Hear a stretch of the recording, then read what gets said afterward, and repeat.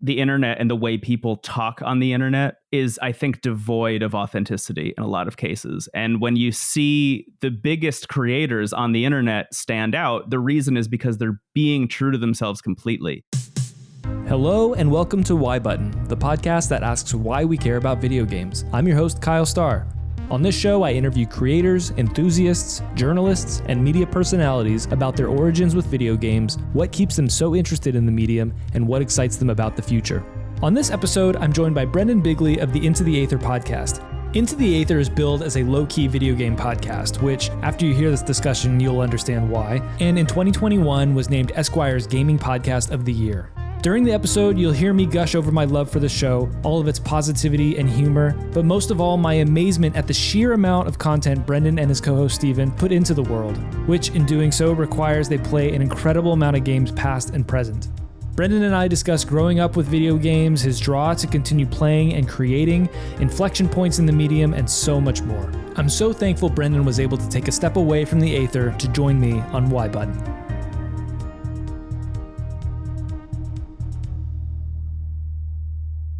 Brendon Bigley of Into the Aether fame. Whoa. Welcome to Why Button. Thank you so much, Kyle. I'm happy to be here. Yeah, I've been wanting to pick your brain about your interest in video games for quite some time. I think our background extends, several years at this point, as long as the Into the Aether has been going on for sure. Yeah, longer, right? I forget. We became Twitter mutuals like eons ago. I forget what prompted it.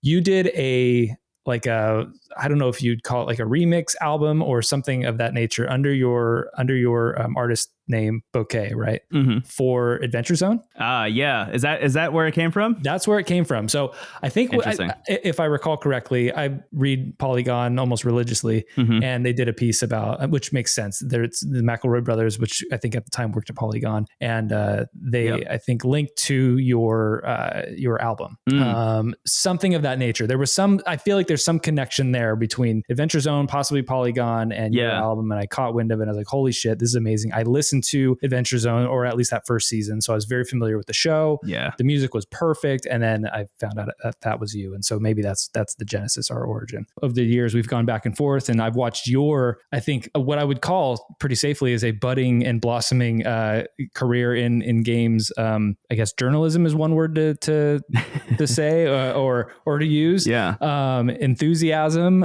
interest grow. It's been quite fascinating to watch you yourself, because you're involved in more than just Into the Aether, but watching Into the Aether grow and all the other ventures that you're after grow. And I know it's ancillary and on the side of your day-to-day, 9 to 5 and all that jazz. So it's just you put out a crazy amount of content around games. And so that's sort of what fascinates me about you in particular is like, how do you have the time to do all of this, play all these games, record all this content, push it all out, as well as juggle, the day-to-day stuff. And we can get into that later. We don't have to dive super deep into that immediately, but I would love to hear from you, where your first memories of games comes from. Was there a particular game? Was there a particular moment that sort of hooked you? Has it always been part of your life? I know you and I are of the age where we grew up with this medium, so sometimes it's hard to pinpoint exactly, when and where. But I'm curious what sort of pops out to you as the moment that sort of caught your attention. Yeah. Well, first of all, a lot of that was very kind. So thank you. I going back to the beginning, I think one of the interesting things, as you just mentioned, is like our age group in particular kind of remembers a time where games weren't a huge medium, but was more just a thing that we all viewed through the lens of like just a fun entertainment thing. Not that it's like deviated away from that completely, but I feel like there's a little bit more of like a pomp and circumstance to games now than there was. We have our own award show, thankfully. We have many, actually. But I think for me, I can't pinpoint the exact moment, but I do know how they entered my life, which is when I was a baby. My dad got a Sega Genesis and was just, I think, using it to like be sane, while needing to raise a kid. And I grew up and started playing it eventually. And I think really the only games he had, if I were to pinpoint them, I think was the first Sonic the Hedgehog, a Madden game, and I think Monopoly. I think there was like a version of Monopoly for the Sega Genesis that he had. And then over time, over the years, as I started getting older and started playing it more, eventually that led to like us going on trips to Funko Land, which is now a store that doesn't exist anymore. It got swallowed up in the big GameStopification of all games merchandise. And usually the process for me at Funko Land was we would not be looking at the newest, latest releases. We would just go to the bargain bin of what was available for the Sega Genesis and would just like pick stuff out based on what was going on there, because my dad was in no way connected to like games media or journalism or like up to date in any respect on that. It was just a thing he got for fun, and I seemed to have an interest in it. So I was very, very lucky that my parents kind of allowed me to stay interested in it and kind of like pique that curiosity. So it was really the Sega Genesis, and I just remember a couple of games in particular. The first Sonic I think really stands out for me as like the game that I played the most probably at that age, really, really young. And then weirdly Comic Zone, which is a game I don't even think is like great, but absolutely. Is like iconic for me. You know, it's that's so yes. I'm sorry, I hate to interrupt, but I have like a super crazy soft spot for Comic Zone. Yeah, Sketch Turner as a dude is fascinating. Yeah. Exactly. Yeah, I can almost feel the game. There's something about that game that you can feel the way you move from panel to panel, and it's we don't have to go super deep into Comic Zone, but that was like the first moment for me where I was like, there is something tactile about. I mean, yes, there's buttons that you're pressing on a controller, but there's like a feeling in the actual game, a momentum or something that was present in that game. So sorry to interrupt. No, totally. You lit off a flare in my mind about memories I had about Comic Zone and Sega Genesis. Yes, and Kyle. The Comic Zone I think is it is one of those games that I think, looking back on it is really fascinating, taking the kind of side scroller Double Dragon and like a lot of the stuff that was happening in the arcade and saying, what if we focus it on a single player experience? Sure. Add like a weird high concept narrative to it. If you haven't played Comic Zone, dear listener, it's about a guy named Sketch Turner who is like the most 90s dude of all time. And what I think a lot of comic book people in the early 90s like envision themselves as is this like super ripped guy with like denim cutoffs getting sucked into his own creation and needing to fight his way out, which is very silly. But I just remember Comic Zone really like lighting my brain up at that age. And then I think Vector Man 2 was another one that really stuck out. And then moving on from the Sega Genesis, the first time I was like current really was in the later 90s with the Game Boy and Pokemon and stuff like that. Because I mean, if you were my age when Pokemon came out, it was unavoidable. Like everyone was into it. And a lot of people phased out of it, obviously. I did not. But I just remember the Game Boy specifically was when I started to like be aware that games were coming out and I could get a new game as it came out and be like at the edge of what was happening. But really, it was just like Sega Genesis and Game Boy for years for me until the PS2 came out. I missed like everything in between. I saw stuff, at friends' houses. Like I would go over and I would see the N64 and we would play Super Smash Brothers or Star Fox or whatever, the PS1, things like that. But I never really wanted any of them because I was so like content with what I had until I got the PS2 and I got Spider-Man, the video game based on the movie, because we were still in that era. And that was really like the PS2 era. That whole generation for me was the moment where I think my brain kicked on and I was like, I'm interested in video games in a way that's beyond like where a lot of my friends are at, where it's just like a thing we do for fun. Like I'm interested in like how they're made, who makes them, and why they exist. And that was when I started to get into like media. Also was like being on the computer, hanging out in like forums on the internet, seeing the news as it was breaking, being aware of things like E3. That was the generation for me. And it really just hasn't stopped since then. I've just been like, totally all in since the PS2 era. Yeah, I have so many questions about everything you just said. So truly, if what I'm hearing is that you've known video games since birth, basically your first memories. I imagine you may not have memories without video games because of your dad, his Sega Genesis, which I also grew up a Genesis kid. That was my first like home console. Hell yeah. I recognize there's maybe a tiny bit of an age gap between the two of us, but that was something that I always wanted, a video game console. Didn't get a Nintendo. That's really what I wanted. My first memories are of like Mega Man 2 on my babysitter's Nintendo NES. Yeah. And so just wanting video games, there was something that there like a craving inside of me, like from the get-go. Right. But I didn't really, see that out until getting a Sega Genesis. I had a Game Boy, I think, prior to that, but Sega Genesis was where I was. You saying Vector Man and again Kamizo, it's like it's lighting all these things up. Yeah, it's just so interesting that it started with your dad, who's not a generation that I associate with having a home console or playing. And maybe that was. I know today there are the demographic for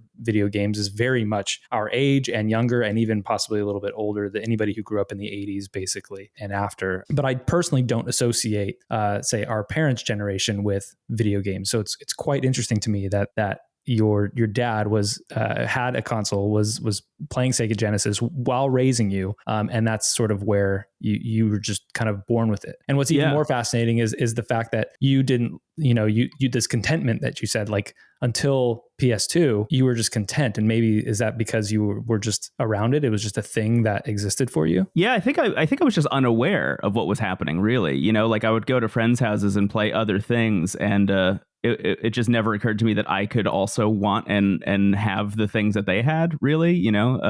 I remember really specifically, my dad also traveled a lot for work. He has a background in like engineering and chemistry and stuff.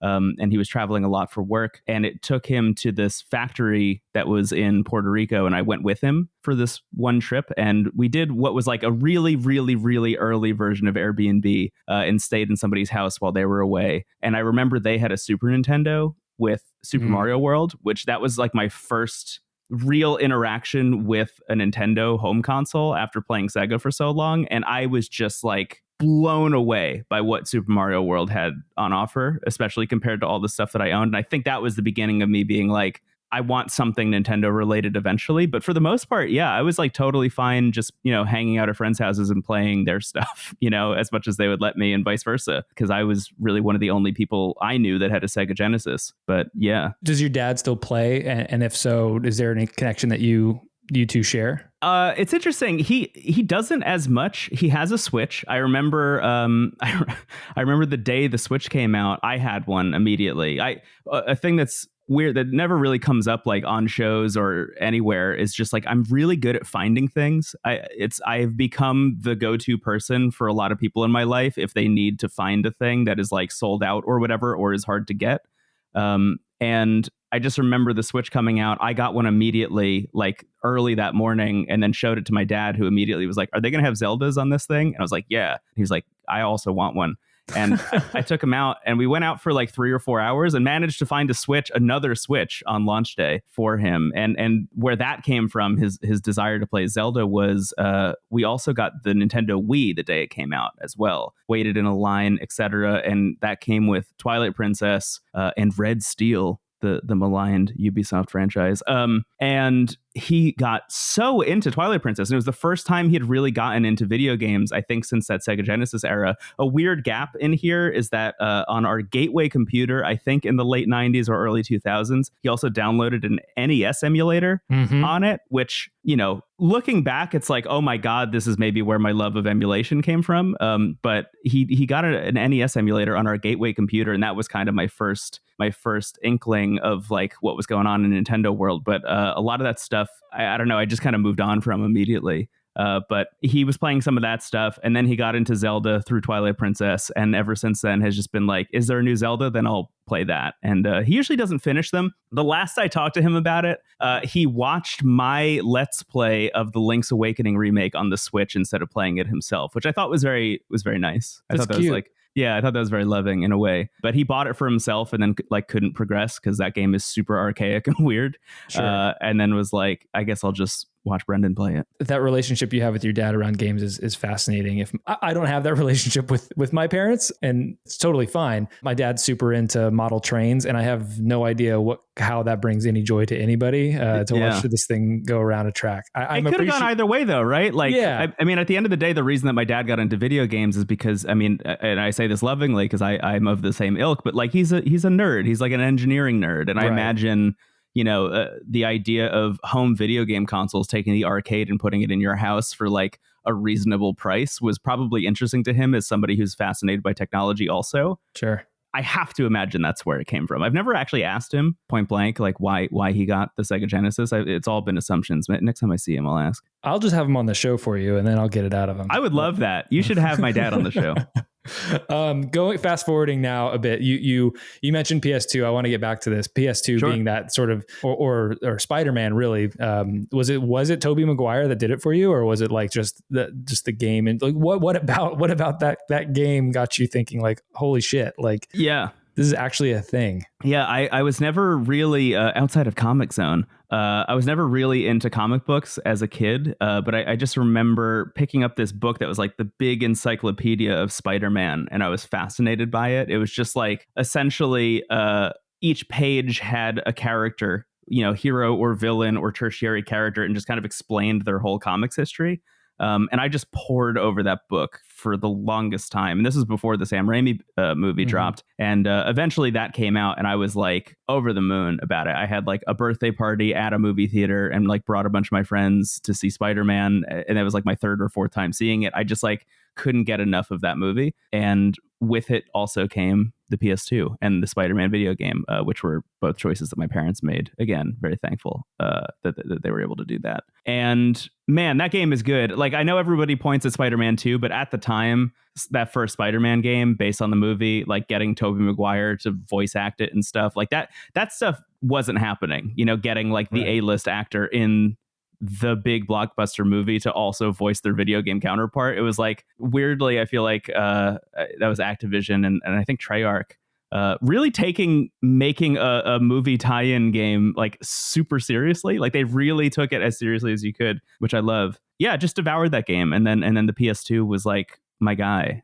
from that point on. Do you recall if it was something like because of that, pulling in the voice actor and it being more like a fulfilling experience? I do recall when we moved to PS2, one of the things I was very excited about personally was jumping from an N64 was like voiceover. That was like a big deal for me for whatever reason. The game that stands out to me is Final Fantasy X, the first Final Fantasy for PS2, and the first that had, at the time, the graphics were gorgeous. I was so eager to see what a Final Fantasy game would look like on a PS2. And then it was also the first, if I recall correctly, the first voice acted Final Fantasy game, which to me was also fascinating, something that I was really, really curious about. And I do think it created sort of a sense of immersion, at least for me. This felt like a more of a fleshed out, fulfilled world once you had people actually speaking to you.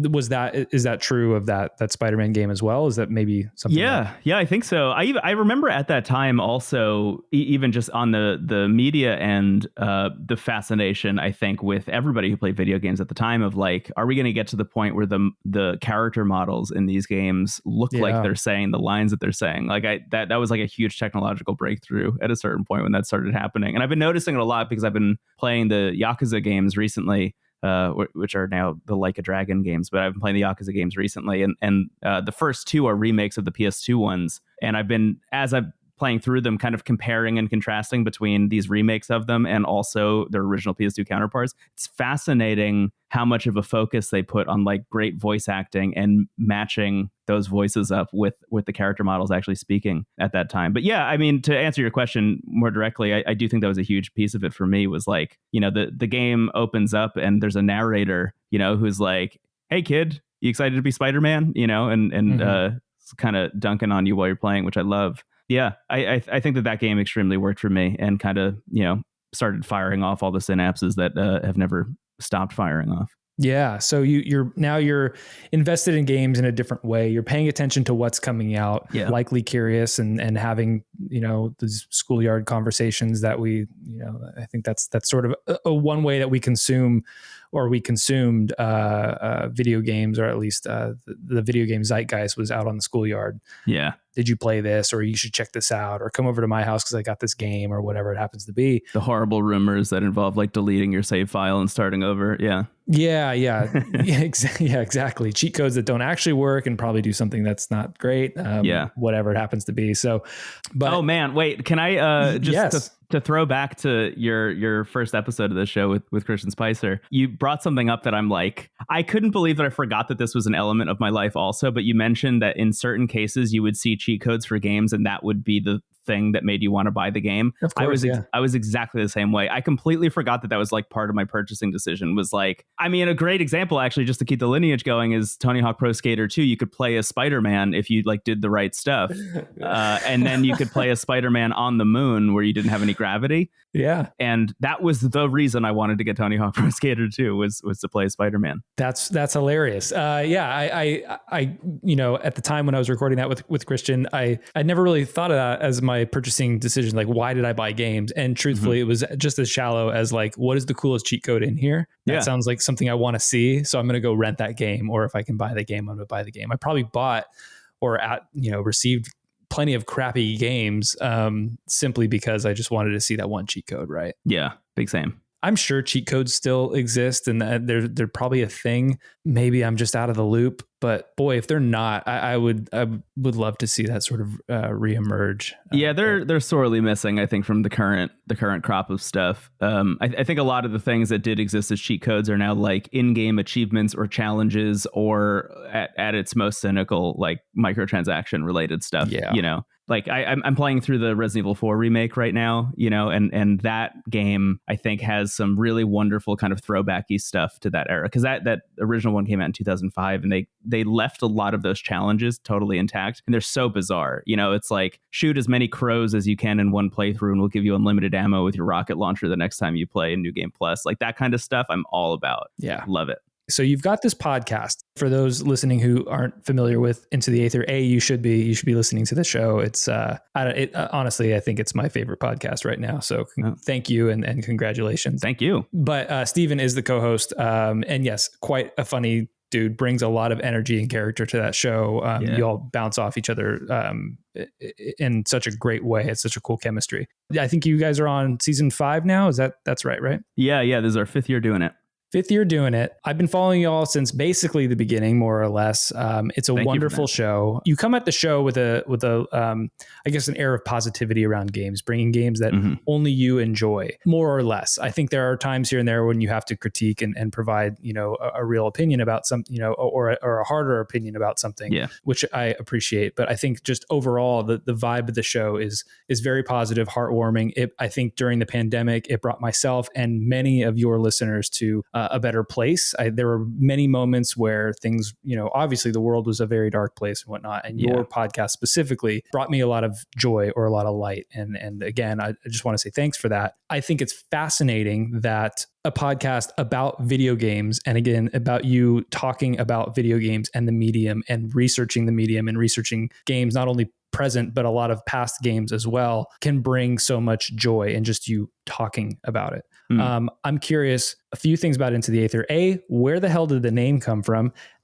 B, why that particular angle on video games? And I guess C is, how is it bringing you joy, I guess, to talk about video games this way? Yeah.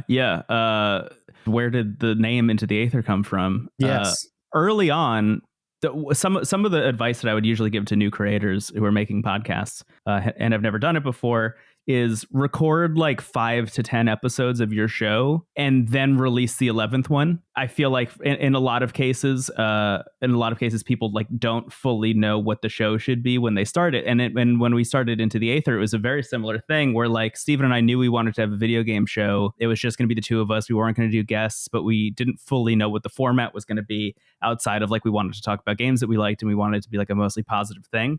And we recorded like 3 or 4 episodes, I would say, like test episodes that we put together. And in the very first one, which doesn't exist anymore, the audio is totally lost. Steven said something to the effect of like, here's another video game podcast, throw it on the pile. We're just like another video game podcast floating around the ether. And we decided just, in a yes and moment was like, that's going to be the name of the show, is going to be Floating Around the Ether. Nice. And then the next time we sat down, we went to go say it and we were like, this doesn't feel very good. What if it was something different, and made it Into the Aether, which does a double duty, which I've always appreciated. And some people have pointed out that this was a good choice, I think, in terms of like the community building side of it. But Into the Aether is not the easiest name to spell and like type into a search engine. Right. There's a little bit of a barrier to entry entry to like even finding the show and starting to listen to it and like getting into the community and stuff, which is a little bit purposeful. It's one of the reasons I like the name so much, is like, because we're a little bit harder to find, you need to be really intentional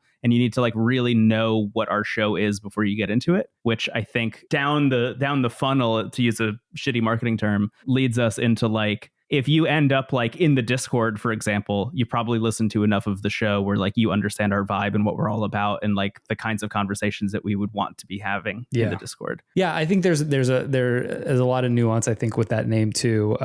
You refer to the Aether as like as something that's part of the show too, right? Like yeah, it's gotten away from us. Yeah. Yeah, it has gotten away from, it's this mythical sort of thing that like you will things into existence. You have this knack for calling it, like, again, I think there's something about the fact that you are playing so many games across different generations. You cover all of these things that, inevitably you're going to talk about something, and then, a re-release of that game is going to come out, or a sequel is going to come out or something. I know you guys have talked about the Portal incident where you mentioned Portal on the show, and was it the next day or within hours or something like that? That was, I think, announced the wildest it's ever been, and was the moment where like Steven and AJ and I were like, we might actually have stumbled into something like dark and mysterious that we can't really put a finger on. But yeah, we brought up, I think like the first week of February, was that last year or 2 years ago? We were like, yeah, we're thinking about doing Portal 1 and 2 as our bonus episode for this month. And then the next week there was a Nintendo Direct where Valve showed up and announced that they were putting Portal on the Switch. Was like, that like unhooked my brain from reality. I was just totally untethered. I was like, at this point, anything we say on the show could be real, and we need to be careful. Yeah. Before you unleash Comic Zone on all of us. The sequel to Sketch Turner in Smash is all I'm saying. The final Smash update years after Sakurai has said he's not going to work on that game. It's gonna, it's going to be Sketch Turner. That's I'm back. The one. I had a vision in the night. I think a lot of it for me stems from being a fan of video game podcasts from like the earliest ones, around the beginning of like podcasting as a medium, and starting to follow a lot of people making these shows. I feel like everybody always points to 1UP, and like everything that happened with 1UP and where all of those people went is kind of like, seeding the ground for the top layer of video game podcasts that we have today in a lot of ways. But, shows like that, and the Totally Rad Show, and eventually spinning out into Weekend Confirmed, and then DLC, and listening to Giant Bomb, and all of these podcasts that I really liked. But I always, and this is not to dunk on any of those shows, but I found that a lot of the stuff that I was listening to really took a lot of joy in hating stuff at a certain point. I started to get into this like malaise where I would just listen to all these podcasts where like the vibe was the people recording and the people who were at the time. I mean, for me, the way I viewed it was like, oh, they're lucky enough to like have this outlet where they get to talk about this like incredibly cool and growing medium. The central theme of it all is just apathy, which really bummed me out. So at a certain point, and based on a job that I had where I was listening to just like more podcasts than I really could handle, I just kind of stopped listening to everything for a long time. Really just bailed at a podcast as like a medium for a little bit, and thought to myself, if I'm feeling this way about video game shows, if I'm feeling like, there's a disconnect between how much love I have for this medium and the way it's being talked about at kind of like the highest levels of audio formats, at least, then I think that's a avenue to both like break in, but it's also a way for me to kind of center myself around what I appreciate about the medium. Because I feel like, you look at any other medium, right? Look at the way people talk about film or books or whatever. Like the vibe is always going backwards will allow you to appreciate what's coming, right? Like if you go back and experience, the formative works of film or of television or of fiction or whatever, you'll get a good foundation and a good baseline for what's, to come and what's new. And when things break the mold, why that's exciting, because you have that understanding of what came beforehand. So a lot of the thought process for me and Into the Aether, and I had just been laid off from a job and I just had like all this free time and I didn't know what to do with myself. I was like, is this the time that I reach out to Steven and we figure something out? And the vibe that I had in the back of my head was, I want this to be a positive show about video games. That was like really the main thing, was like, I think it'd be more fun for everybody like making the show and also listening to the show is if we came at it only bringing games to the show that we had like nice things to say about. And as you mentioned, it doesn't mean that this stuff is devoid of criticism. And there have been occasions where we've hyped ourselves up on a game and then it's like, oh, we're expected to cover it, but we don't like it. And we need to do that, you know? And I think a lot of that is just about authenticity, because I think at the core of all of this, for me, the biggest thing about the internet and the way people talk on the internet is, I think, devoid of authenticity in a lot of cases. And when you see the biggest creators on the internet stand out, the reason is because they're being true to themselves completely. There's none of this like veneer of, you know, character or like apathy or just trying to be cooler than you are. It's like, no, love the things that you love openly, and that will allow people to get a better understanding of who you are. So I thought coming at the idea of doing a weekly video game show where we weren't beholden to the stuff that was coming out, we didn't need to be current, because being current means that you're forced into this roadblock where, like, if a game comes out and it's huge, it's a AAA thing, and people come to your show expecting that, and you hate it, then that means you have a whole segment on your show about how much you hate something. And that, you know, you can get that in 58 million different podcasts on the internet. You know, it's much more interesting to me to be like, yeah, this new game came out and I'm interested in it, and that's why I'm playing it. Versus, you know, I'm being forced into this hole. On the other end, there is like, okay, well, if something new is out and you're not interested in it, that means you can go back and you could talk about Comic Zone, you know, and like why Comic Zone is so cool and why Sketch Turner is such a bizarre guy and maybe he should be in Super Smash Brothers or Mario Kart, you know, like that's I think where the fun of the show lies is what I wanted at the core, and this is before, you know, even meeting with Steven or anything, was like, I wanted people to come to the show for us and our viewpoint more than the actual week to week content. You know, I don't want people to come in expecting us to talk about, you know, a specific thing or news or whatever. Is like, just come for the vibe. And I think that's enough to base a show on. And I think that's the brilliant part of it. There are plenty of shows, and I do listen. I mean, my podcast consumption is almost exclusively video game podcasts, for better or worse. Yeah, same. But most of those shows cover what is new, what's going on in the industry, which I absolutely appreciate. I have an eye to the industry, you know, constantly. Yeah, same. But, you need it. Yeah, totally. Especially if you're interested in the hobby, if you're interested in the medium and where the art form is going and whatnot. Absolutely. But again, going back to the point that I made earlier, that I think your podcast is my favorite podcast right now. And it has but it's not about the fact that you're talking about what's new, you're covering the latest game. It is that vibe, truly. There are plenty of episodes where I'll see what games you're covering and go, I don't know. I don't think I have an interest in any of those games, but I want to listen to Brendon and Steven talk. And typically something will come out of those conversations where you've lit something up, you've talked about a mechanic in a game or a story beat in a game, and I all of a sudden become interested. I think, Dragon Quest 11 was one of those. I'd never played a Dragon Quest game. I was like staunch Final Fantasy guy. And the more you guys kept talking about Dragon Quest 11, I was like, I just got to try this out. There's a 10-hour demo.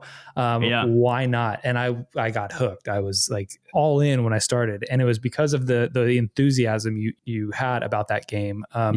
The game's an all-timer. And I don't know, the game wasn't even new at that point. It had previous or prior releases, right? It had been out for years, yeah. That's the point, is like you all have me playing games, like catalog games that I had never thought of.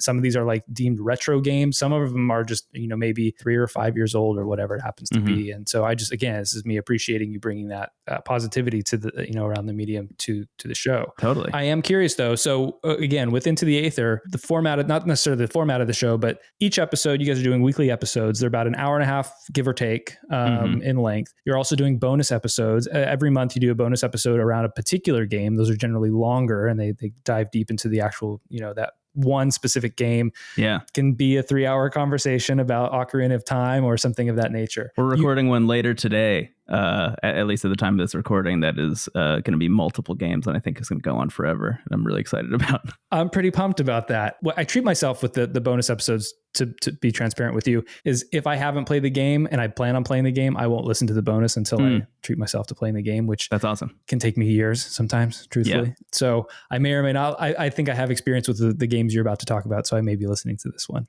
But all that said, you also do some your season openers, and you recently had a one that was not a season opener, but a Patreon, pledge show around consoles. You've had a GBA focused episode, which you let me be a part of by modding some Game Boys and giving away through a contest. Thank you for asking. That was a really fun treat for me. You did a 3DS episode, and now you've released you did a DS episode, and now you've released a 3DS episode. Yeah. I went back through the months of this year alone, January, February, and March so far. In January, y'all released 10 hours of content throughout all those different mediums, the weekly shows, the bonus shows, whatnot. February was another 11 hours.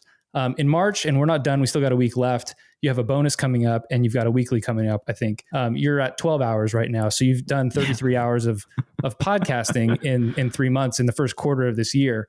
It's quite a lot, but again, it's addicting. With all of that, and I'm getting somewhere with all this. It's a ton of time spent recording podcasts, including the one you're on right now. You bring at least, I feel like it's 3 to 4 games a week to the show. So you're playing all these games, sinking a ton of time into the actual games themselves, again, while juggling your day-to-day life. You have side projects on the side too. I know you're working on, you have a blog, and now I guess if you want to call it a vlog, maybe, I'm not sure how you deem it, called Wavelengths. It's turning into a podcast slowly. There's a video component, but it's also being released as a podcast. Yeah. So my point is, you have all of these outlets, and you're playing all these games. What of all of this experience, it seems like an all-consuming appetite and consumption of games and outlet of games. Yeah. What of this are you learning about the medium and the reasons, I think, the heart of this podcast? Like, what are you learning about why you are doing all this and why it's becoming all consuming and why you care to do any of this at all? What is it about games or talking about games that is just, again, all consuming? Yeah, I think, going back to the earliest years of me being interested in video games, the conversations around them is always the most compelling thing, right? Is like, whether that's the, weird playground conversations about glitches or things that aren't real or cheat codes or whatever. And just like the rumor mill, the playground rumor mill, as it were. I feel like that just kind of extends forwards as far as you possibly can to now the podcasting element. But I think the real answer to that question is kind of twofold. On one hand, why video games specifically? It's just the medium of choice for me. As much as I have an interest in film and reading and whatever, we are in a really, really special and specific point in human history where we get to be here when like the ground rules and the foundational aspect of games is being built like beneath our feet. And being lucky enough to have started with the medium way back when in the 90s, like really means that we're in a really great place to understand the lineage of the medium. Even things can come out and be exciting and whatever, but like it all kind of makes sense in hindsight, right? So I kind of want to take advantage of that. I think in like 30, 40, 50, 100 years, a lot of people will be glad that there's this much content on the internet documenting the rise of video games as a medium, especially as they evolve into something that I'm sure like we can't even imagine on this podcast right now. So there is that element, right? There's always something new. There's always something wild and cool and interesting. There is always something that will pique your curiosity about the medium. So that's why video games, I think, in particular. And then on the other end, why make all of this stuff? I go back to a conversation that you and I had for a previous job where we talked about your blog, Zero Counts. And one of the first questions I asked you before we even got into the stuff that we want to talk about is like, why do you write this blog? And you said a thing that I just have co-opted as my own answer. I just plagiarize you all the time now. You said, I can't not, which is really just how I feel about it. And this has been me for my whole life. I mean, anyone who knew me in high school or earlier always knew me as like the person that was always just making stuff. In some kind of way, I was always expressing myself through a medium.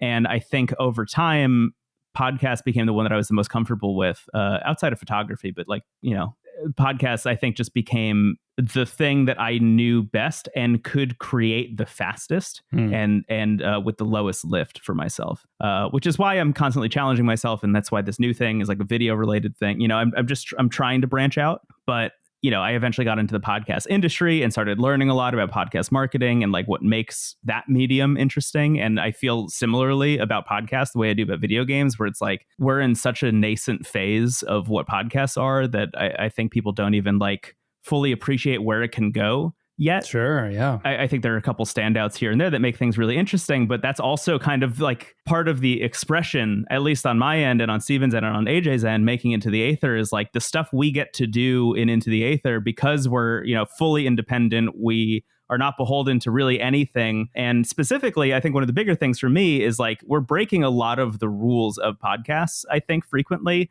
by, having topics that are so loose on a week-to-week basis, releasing stuff kind of irregularly. We have our like Wednesday episodes, but as you mentioned, those bonus episodes and patron bonus stuff, like that's all completely on a whim for the most part. And then the length of each episode varies wildly. We've had episodes that are 30 minutes. We've had episodes that are 8.5 hours, and people love all of it, which is like we've gotten really good feedback on every length of episode. And even looking at our own analytics and stuff, it's like people listen to all of it no matter how long it is, which is like we're so lucky to be in that perspective or to be in that that realm. So all of that said, I mean, you also get into expression and moving podcasting forward. I believe, as maybe self-centered as it might sound, I do feel like Into the Aether is kind of pushing podcasts in some ways. We're a chat show, and we're also not afraid to have an hour of highway sounds at the end of an episode if it fits the vibe. Yeah. Or we did an episode last season, which I think is like one of the things I'm most proud of in terms of the lineage of the show so far, that was about the Stanley Parable, which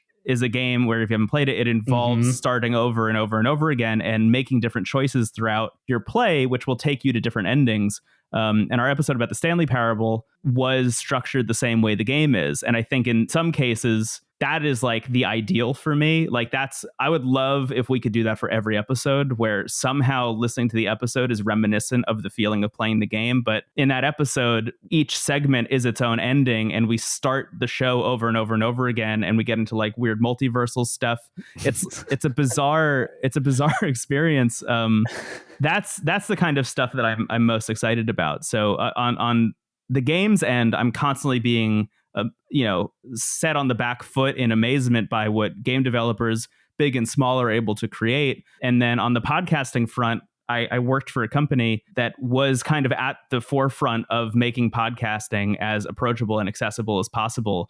And my role within that company was A, figuring out what the future podcast should look like, and B, helping creators get there. So for a chunk of my life, the only thing that I was thinking about was what does the future of podcasting look like, and how can you revitalize and inject new life into even the old standbys in terms of format. Yeah. So, there's an element here, I think, that's about technology in a way. Both of these mediums, video games and podcasting, feel like they're in their infancy. I think when I chatted with Christian, he sort of said that it was more in like their, I guess, formative middle school years or whatever it happens to be. But there is an element of like, of unknown, of Wild West, of, trying to figure out where the boundaries are here, if there are even boundaries whatsoever, which I think can speak to technology on one level. Getting to games specifically, I think there are a lot of different avenues that are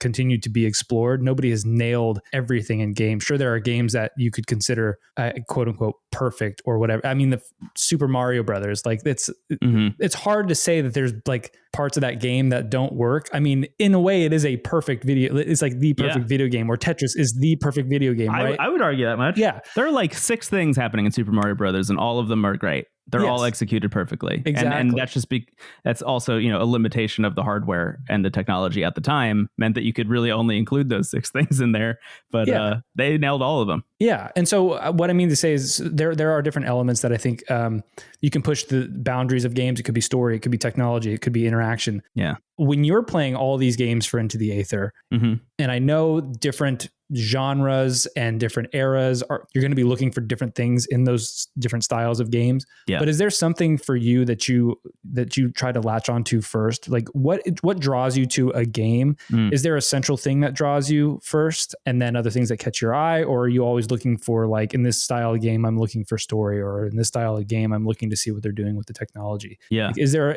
a one in particular thing that you're looking after, or is it sort of all encompassing? That's a good question. I feel like if I had to take a step back, and I've also just received this feedback from people who listen to the Aether and kind of know our vibe. But generally speaking, I think I'm more the mechanics guy of the two of us. I think Steven's more the story and character angle, and I'm definitely more the mechanics angle. And usually good mechanics will draw me in. You know, if the game feels good, I kind of don't even care about the story in some cases.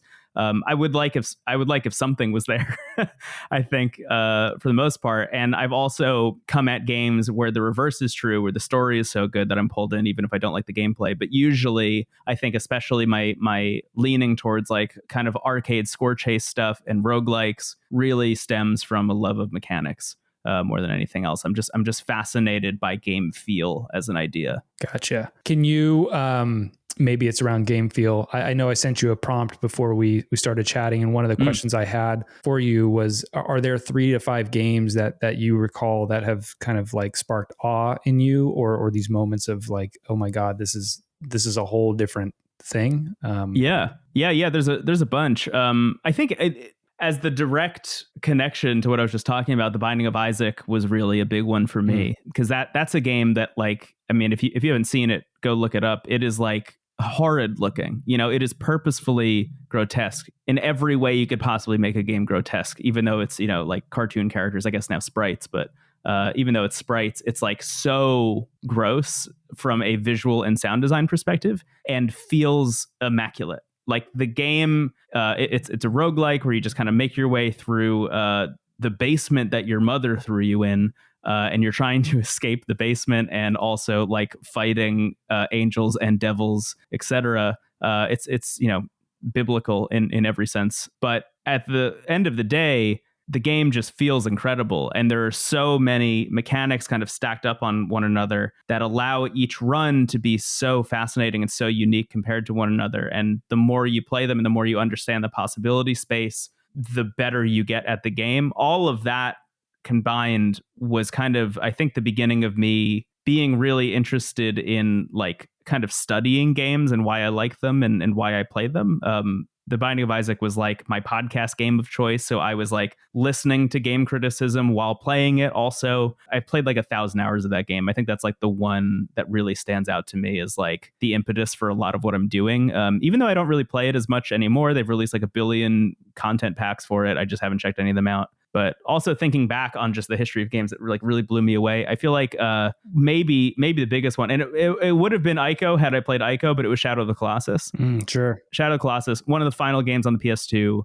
Obviously, you know, I think whenever people talk about the end of a console generation and they're like, oh yeah, I'm excited to see like the games that come out at the end when developers really understand the hardware and like they can push it to its complete limit. Like, I think all of that stems from how impressive Shadow of the Colossus was when it came out, because that game looks like a PS3 game, you know, on the PS2. It's a miraculous thing that it works. But on top of that, getting back to like mechanics and story, you know, this is the era where Roger Ebert is saying games are not art, and then here comes Shadow of the Colossus as this like, you know, meditative, quiet experience where you have to constantly ask yourself if you're doing the right thing and if playing the game and continuing to play the game is the right choice. Sure. In the world that the game is creating. The idea of stripping everything away except for the boss fights, but also for the most part making the bosses like sympathetic characters in the game. It's an unreal experience, and I think that game, amongst a lot of the ones that I played growing up,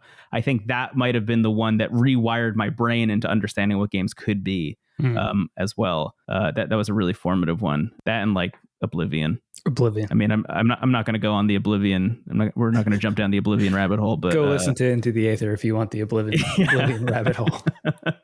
The original description of Into the Aether, like when we first launched the show, was Stephen Hilger and Brendon Bigley try to not talk about the Elder Scrolls Oblivion.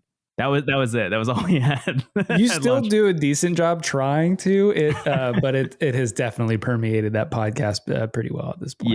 Yeah. I feel like Oblivion runs deep in all of us. I appreciate it though. That was the first and truthfully, really the only Elder Scrolls game I've gotten into.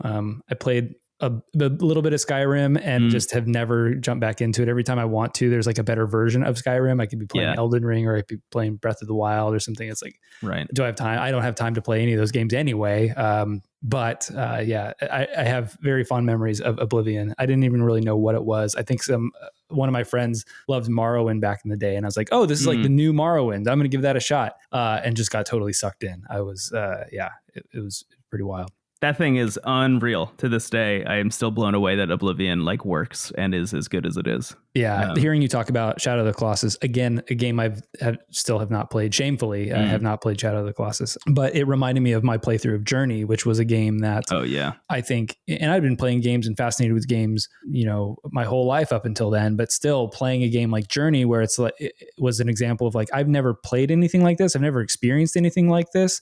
I played it all in one sitting, and I haven't played it since. It was one of my favorite video game experiences ever, one of the best games I've ever played, but I'm afraid to go back and play it because I don't want to ruin that feeling, that memory that I have of it. It was such a, like you said, a meditative experience that was like, this is what this medium can do. It's, it's not just popping quarters in a machine to see how many bad guys you can kill or how far you can get in a level or whatever, how many points you get, score chasing and all that. It was this really like profound feeling of symbolism, and the score, the music that was part of it, which is still some of my favorite video game music all around. It was like the definition of art, just interactive art in a way. I kind of, you alluded to this earlier, is like, what are games going to become? Are they even going to become games? And I mentioned this on Christian's podcast. I wrote a thing for the Into the Aether newsletter about like, why do we even call them video games at some level? Like, that doesn't feel like a game. Journey doesn't feel like a game, so to speak, and where it's more of an experience.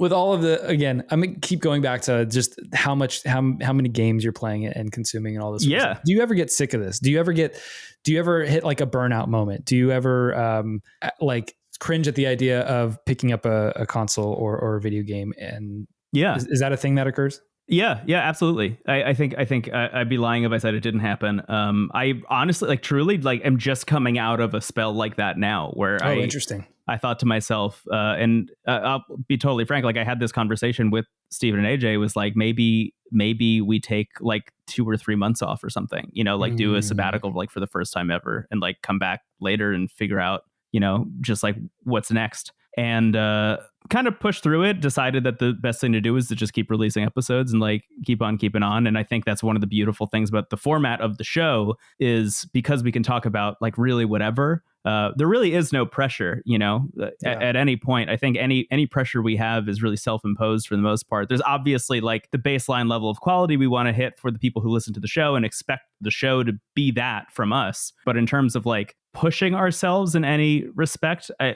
lot of our ethos in making the show, and the thing we say to each other all the time, the three of us, is like, the show should never be a source of stress for any of us. Like at no point should the show be a thing that we like feel obligated to do, or like feel upset about needing to make for any respect. And I'll be honest, even though there are moments where it's like, I don't know what to play, I'm kind of not drawn to anything right now, by the time we sit down every Sunday and make the show, I'm always excited to do that. Like, the actual like making the show every week is really exciting, and the games just kind of like lead to that. But also, there's this element of like, we've been doing it for 5 years. Steven's been doing improv forever. I've been kind of in the sphere of like hosting stuff for a long time as well. Even before this show, I had other podcasts and was doing other stuff.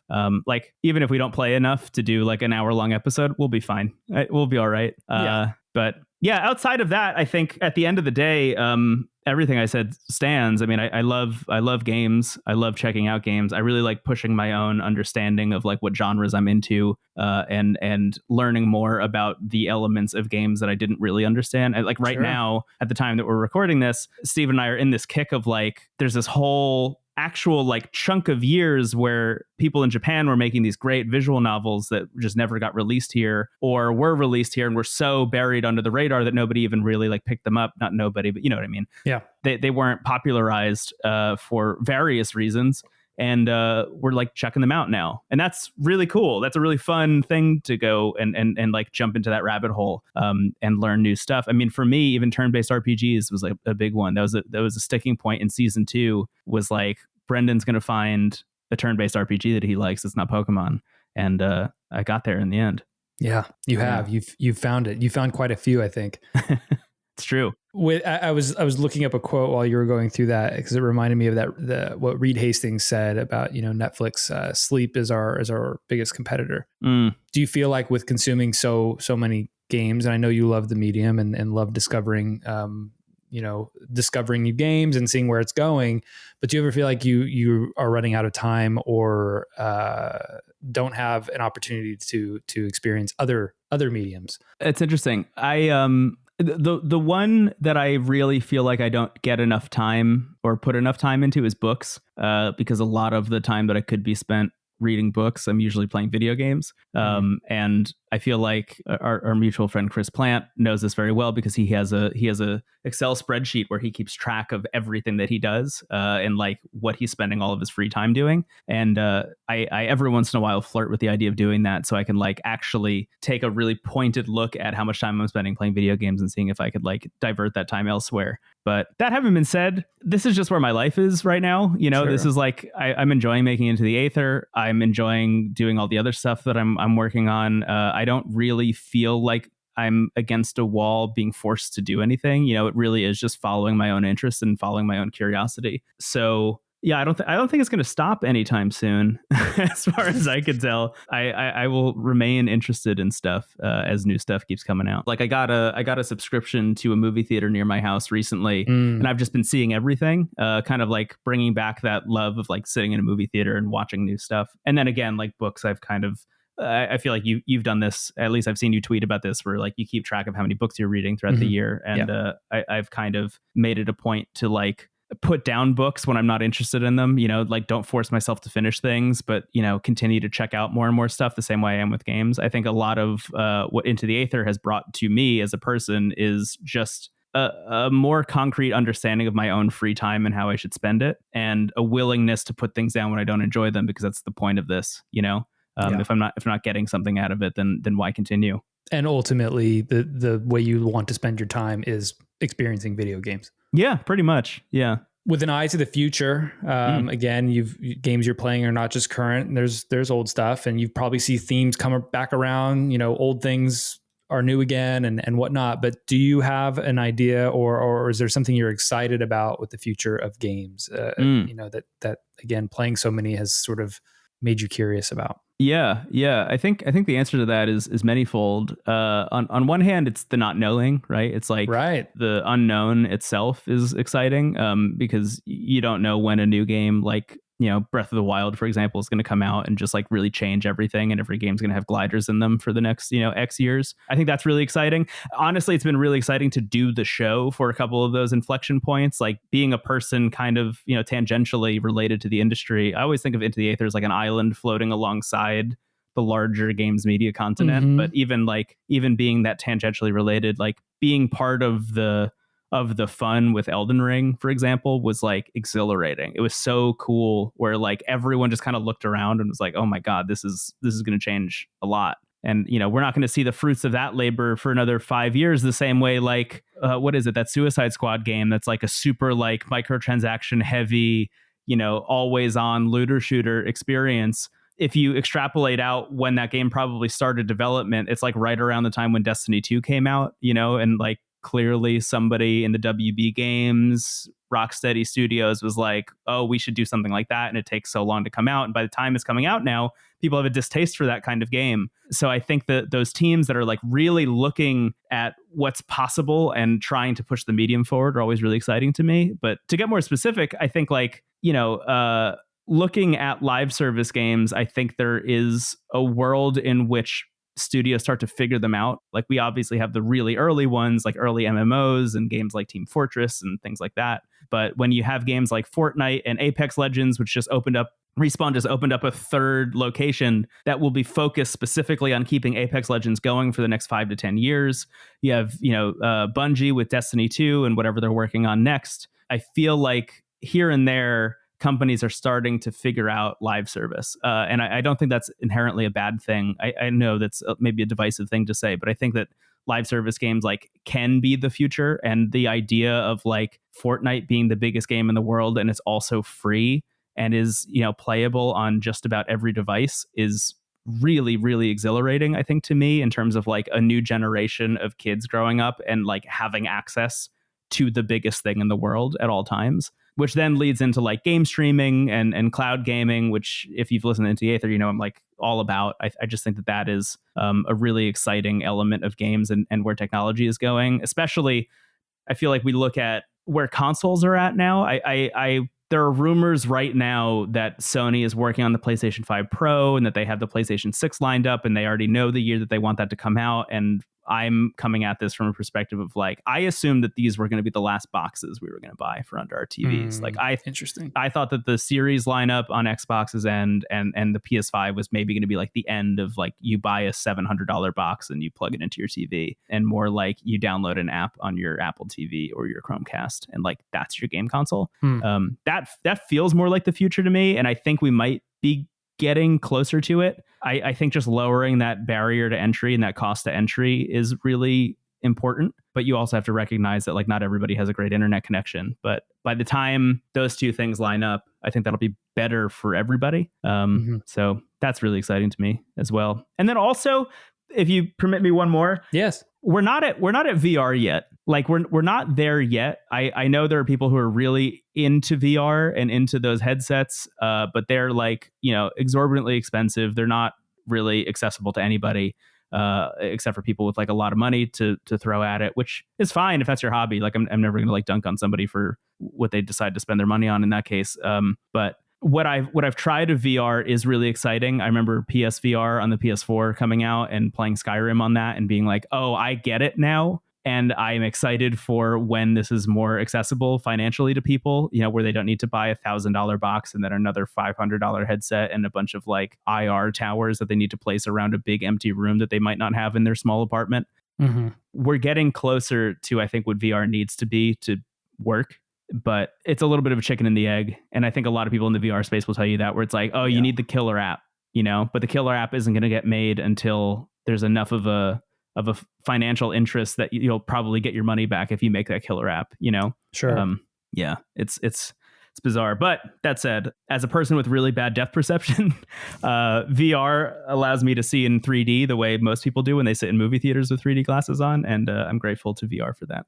That's rad. I didn't realize. I guess I didn't think of that as a benefit to VR. Almost like an accessibility angle to it, which there are plenty. There are certainly plenty of accessibility angles, but that is not one I had considered. Yeah, it was just miraculous putting it on for the first time and hanging out in Skyrim. Yeah, I opened up all the windows and like lit a bunch of pine-scented candles. I like really got into it. It was the middle of winter. It was very silly. Talk about meditative experiences. Yeah. You prompted one other question I have now. Sure. You mentioned, you know, running the podcast during these inflection points in gaming, Elden Ring probably being the most recent, where you know, it was seemingly beyond just the gaming, like the core, I guess, gaming community, folks who are really invested in the medium. It was sort of like fanning out beyond that. People were curious, what is this Elden Ring game? And people getting into, you know, gaming through Elden Ring, which sounds insane because Elden Ring is, if you're not familiar, From Software puts out these incredibly difficult games. That's like the whole point, is that it's insanely difficult, but for whatever reason was attracting mass audiences.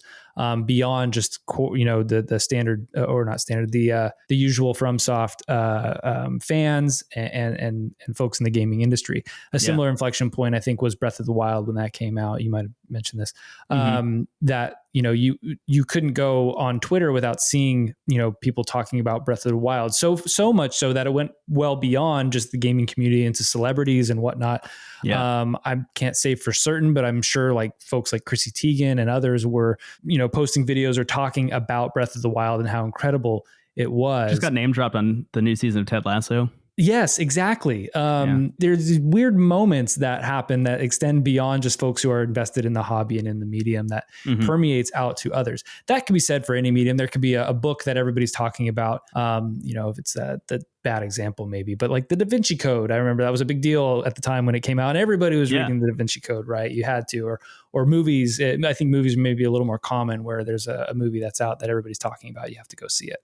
You know, and then I think, looking kind of what you had said about the future, those inflection points too, I think during the pandemic, brought upon a lot of those live service games, there was this moment where like, hey, everybody's at home. Video games are popping off because there's not a whole lot else to do. Yeah. We didn't know if we could even step outside. So everybody starts investing their time in playing video games. A lot of people who dumped the medium or never even gotten into the medium are now starting to play. And live service becomes a thing because there's a communal aspect to it. I'm curious, those inflection points that you've experienced in your lifetime, like, why do you think those, particular moments, and we could just use those three if you want, or if there are other inflection points you can think of, why do you think those happen or happened? Breath of the Wild, Elden Ring, live service games, and if you want to go back further to think, I'm failing to think of other inflection points, but maybe the birth of the medium or arcades, but right.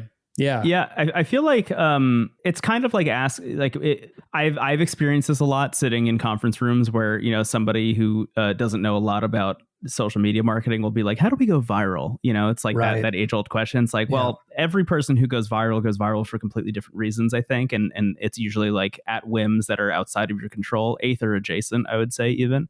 And for each of those three in particular, Breath of the Wild and Elden Ring, and what was the third one? I just said live service in general. Oh, yeah. The burst of live service. Yeah, live service. But you look at like Blaseball or Fall Guys.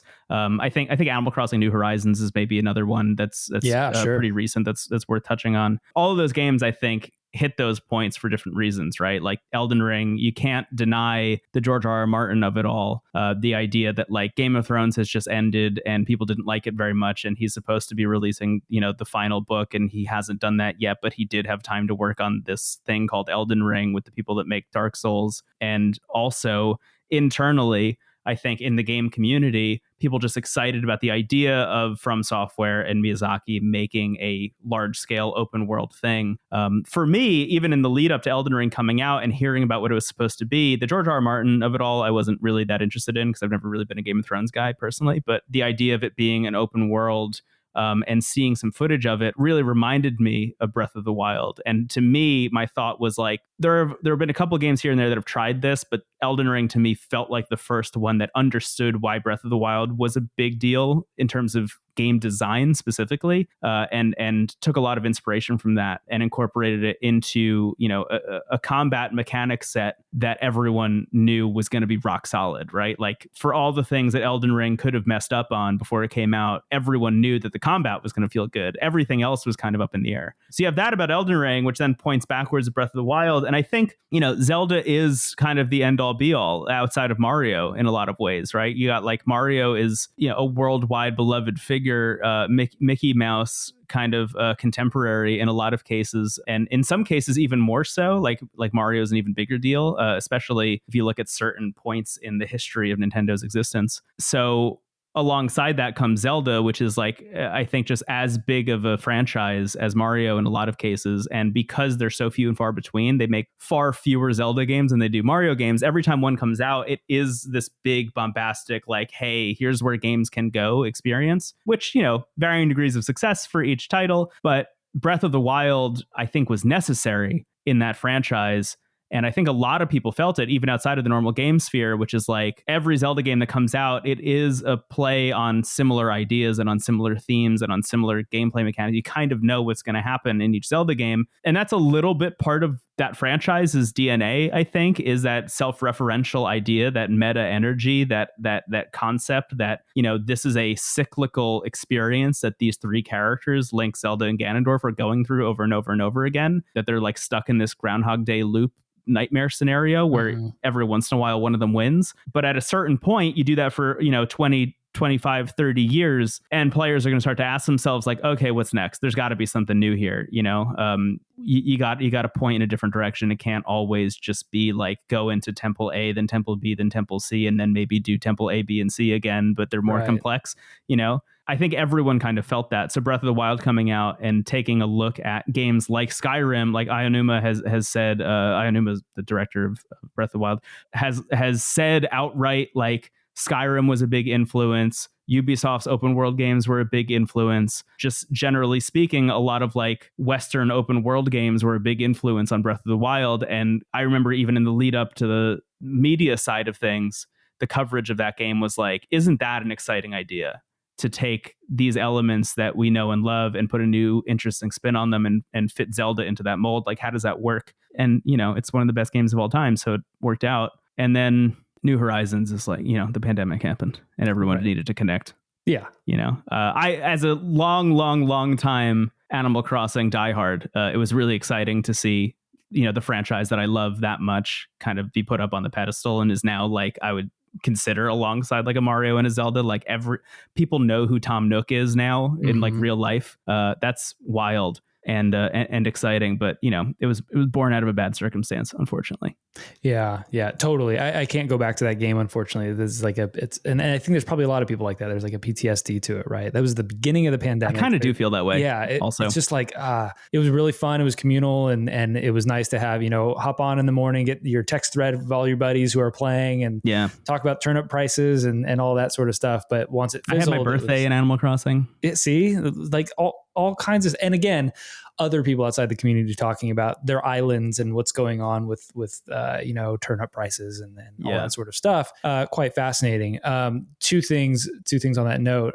One was Breath of the Wild. I was thinking about one of the things that I thought saw pop off, to your point of like expanding on Skyrim, expanding on these other experiences, but taking this beloved franchise and doing that with it was, again, something that was sort of revolutionary to that franchise, to Zelda, unless you harken back. And it did harken back to the very first Zelda. There was the prototypes of the game, which you can watch, I think, documentaries on how they made this. They took prototypes. Yeah, there's a great GDC talk about it. Yeah. Of the very first Zelda, how can we integrate that into the modern gaming, but taking a whole physics engine, which I think hadn't really been explored, where I remember, I think it's quite famous now, but watching people chain metal weapons together to be struck by lightning to create electricity, to create circuits in the game, like this almost Minecraft aspect as well, this creation aspect, folding that into something that nobody had any idea that would even come up. They couldn't fathom that being part of a Zelda game, and people getting creative with it, even outside of just, if you're a fan of Zelda, you didn't even have to be to understand that this is an incredibly creative use of these systems, these mechanics, these tools. And of course it's obvious. You can make a video game anything you really want it to be at this, in this era or at this stage. Why wouldn't you just be able to mock physics and be able to do these sorts of things? I think we're so stymied by the limitations we've seen on games throughout the growth that sometimes we don't think outside the box of like, it can just model real life and these sorts of interactions that happen in real life. And yes, you can just drop that inside of Zelda or Mario or whatever. Yeah, absolutely. Yeah, I think it's one of the exciting things about games, generally speaking, is you never know where that cool big idea is going to come from. And, Breath of the Wild is not the first one to have all of that stuff in there and to have those kinds of physics engines and those kinds of like emergent interactions. But, getting it all right and putting it in the framework of a Zelda is what made it that exciting. And it's cool to see, a lot of other games taking different elements of what worked in Breath of the Wild and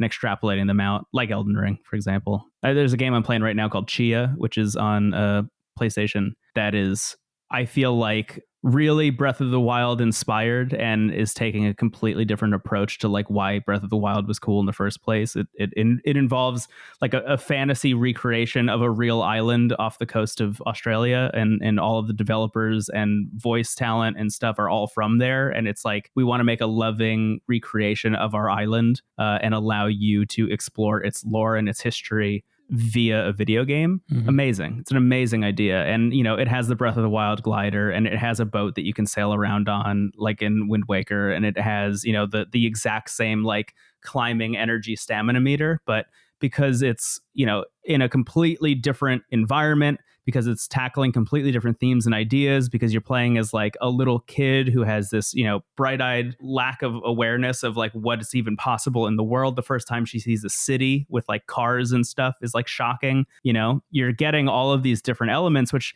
to me stems from why Breath of the Wild worked, at least for me, is again the not knowing, is the exploration, is the like, I don't even know what's possible here. And that's what's so exciting. The first thing I did when I booted up Breath of the Wild and started playing it was I just went to each tower and just unlocked the whole map. I just wanted to see. I didn't even care what the story was. I didn't care about the game. I just wanted to see. So I just went to each tower, which was way too difficult to do. I don't recommend playing that way. It's like it's a really hard way to play the game, to go unlock all the towers first, because a lot of them are like end game areas where you're fighting, the big scary like octopus legged robots. with heat-seeking lasers, but I couldn't not do it that way, and I'm feeling the same way about Chia right now. Yeah. So you never know. You never know where that next cool, great idea is going to come from, or what it's going to lead to. I think that could honestly put a bow on this episode by just saying that. You don't know where the next great idea is going to come from. And again, I think that applies to all mediums, but this medium in general, video games, it can be so many different things. You've just being on the show, you've talked about visual novels, we've talked about meditative experiences, we've talked about mechanics, we've talked about these expansive worlds and physics engines and all of this sort of stuff, and stemming all the way back to playing a video game that mimics a comic book on the Sega Genesis.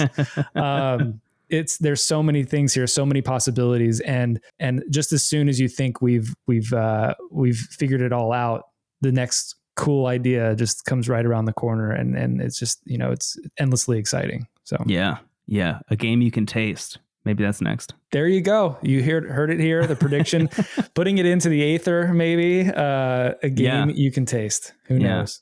That probably already exists, and we just don't know about it. And you're going to find it on some, I don't know, some deep Smell-O-Vision, deep blog. There you go. Yeah. With that, is there anything else you wanted to bring up? I'll shout out one more game maybe that I'm playing that I think is great. I don't think it's really flying under the radar, because I think people are kind of interested in like the story of it. But there's a game called Storyteller that just launched on Switch and on Steam recently that I highly recommend checking out. I think it's like $15, and it's $15 is actually very interesting. It's been in development for about 15 years and weirdly feels a little bit Comic Zone-y in terms of like presenting the world through the lens of comic book panels, but it's a puzzle game where you have to take characters and locations and place them into those comic book panels to tell a story, and then you'll have to maybe do that in multiple different ways. It's a fascinating game. I like it a lot. It's one of the ones that I think I'm going to just like be meditating on for the rest of the year, just like how simple of an idea and how complex its execution is. Really cool. I love games like that. They really work for me. What was the name of the game one more time? Storyteller. It's a great one. Cool. Where can people find you? Oh, the big question. BrendonBigley.com is probably the best place. That's just like the hub for everything that I'm doing for the most part. There's just like a paragraph with a lot of links there that you can go check out. Into the Aether, obviously, you can find that into thecast.online. And then the other place that I'd point people to, I don't know when this is coming out, but by the time this comes out, I imagine my show will also be out. So that is available at wavelengths.online. You can check it out there, which is a YouTube show. It's also a podcast. And if you listen to it on Spotify, you can get the video version there as well. Cool. Well, I thank you so much for your time. I know we went well beyond what I'd promised, but this was just such a treat. And I appreciate being here. Thank you so much for asking me. Well, I'll let you get back to your day. Have a good one. Have a wonderful weekend. And I look forward to the next episode of Into the Aether. Likewise, I'm excited to see where Y button goes. Maybe Z.